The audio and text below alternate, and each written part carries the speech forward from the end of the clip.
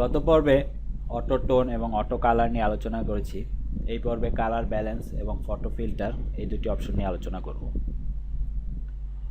Colour balance অপশনটি আপনি এখান থেকে অ্যাডজাস্টমেন্ট মেনুতে গিয়ে এই আইকনে ক্লিক করে কালার ব্যালেন্স অপশনটি পাবেন।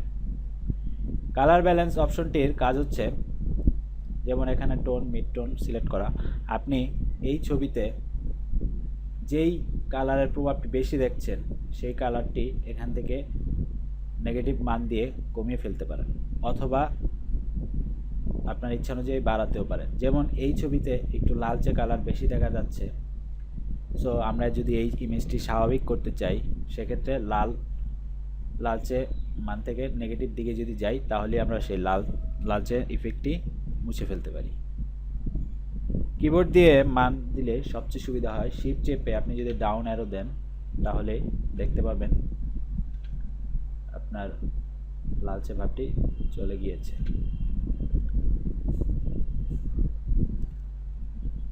এখানে একটু সবুজ ভাব একটু চলে এসেছে, সো আমরা সবুজ ভাবটিও রিডিউস করে দিলাম। আর হলদে একটু ভাব দেখা যাচ্ছে, তাই হলদে ভাব নিয়োগ করতে আমরা পজিটিভ অর্থাৎ ব্লু এর মান দিকে যাই। কিন্তু এই মানটি দেওয়ার পর আমরা একটু সমস্যা দেখতে পাচ্ছি। এই টিভির কালারটি কালো হলেও এখানে নীলচে একটু ভাব চলে এসেছে। সো আমরা টোন থেকে যদি শ্যাডো এবং ব্লু এর মান কমিয়ে -20 করে দেই তাহলে দেখুন টিভির কালারটি সেই কালো অবস্থায় ফিরে এসেছে। আমরা ছেলেটির শরীরের দিকে তাকিয়ে দেখি একটু হাইলাইট বেশি হয়ে গিয়েছে, অর্থাৎ কালার একটু বেশি হয়ে গিয়েছে। সো আমরা যদি হাইলাইট অপশনটি সিলেক্ট করি, এখান থেকে আমরা -20, দ্বিতীয়টি ঠিকই রয়েছে, তারপর এখান থেকে আমরা যদি +20 দেই তাহলে মোটামুটি একটি মান চলে আসে।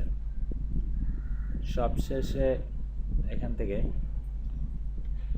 একটু কমিয়ে দিই, দেখুন ছবিটি অত্যন্ত সুন্দর কালারে রূপান্তরিত হয়েছে।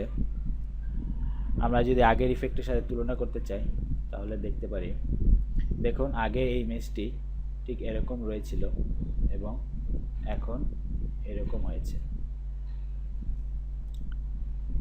তবে কালার ব্যালেন্স অপশনটি অ্যাপ্লাই করার পর আমরা পাশাপাশি দুটি ছবি অর্থাৎ এর নিচের ছবিটিরও আমরা ইফেক্ট দিয়ে ফেলেছি। সো আমরা যদি কালার ব্যালেন্স অপশনটি শুধু এই কালার ব্যালেন্স ইমেজটিতেই দিতে চাই সেক্ষেত্রে এই কালার ব্যালেন্স লেয়ারটি ক্লিক করে দিতে হবে। আমরা আগেও দেখেছি কীভাবে ক্লিক করতে হয়। অল্ট চেপে দেখুন এমন একটা আইকন আসবে, তবে এখানে দিয়ে দিন। দেখুন শুধুমাত্র কালার ব্যালেন্স অপশনটি শুধু এই ইমেজই ইফেক্ট করেছে। আমরা যেহেতু কালার নিয়ে আলোচনা করছি তাই এই ইফেক্টটি যাতে শুধু কালারই ইফেক্ট হয়, কালারই অ্যাপ্লাই হয়, তাই ব্লেন্ড মোড থেকে কালার অপশনটি সিলেক্ট করে দিই। দেখুন একটু চেঞ্জ হয়েছে। এবার আমরা কালার ব্যালেন্স থেকে গিয়ে ফটো ফিল্টার এই অপশনটি ব্যবহার করব। ফটো ফিল্টার অপশনটি এখান থেকেও পাবেন, এছাড়াও এই আইকন থেকেও ফটো ফিল্টার অপশনটি পাবেন। ফটো ফিল্টারের কাজ হচ্ছে আপনার ইমেজ থেকে নির্দিষ্ট একটি কালার রিমুভ করে দেয়া। কালারটি রিমুভ করতে অবশ্যই আইড্রপার টুলের সাহায্য নিতে হবে।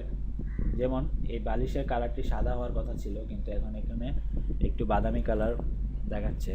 আইড্রপারটি এখানে সিলেক্ট করার পর দেখুন এখানে মান চলে এসেছে। এই মানটি আমাদের মনে রাখতে হবে, এই মানটি মনে রেখে ফটো ফিল্টার অপশনটি ব্যবহার করতে হবে। ফটো ফিল্টার অপশনে যে এরকম একটি কালার দেখতে পাচ্ছেন, কালার বক্স, এখান থেকে ব্রাইটনেস 100%, স্যাচুরেশন এখানে যেটা ছিল অর্থাৎ 28। আর হিউয়ের মান এখানে যেটা ছিল তার সাথে 180 ডিগ্রি যোগ করতে হবে, তাতে এরকম একটি মান আসে মোটামুটি। দেখুন এই কালারটি এসেছে। ডেনসিটি বাড়িয়ে 100% করে দিই।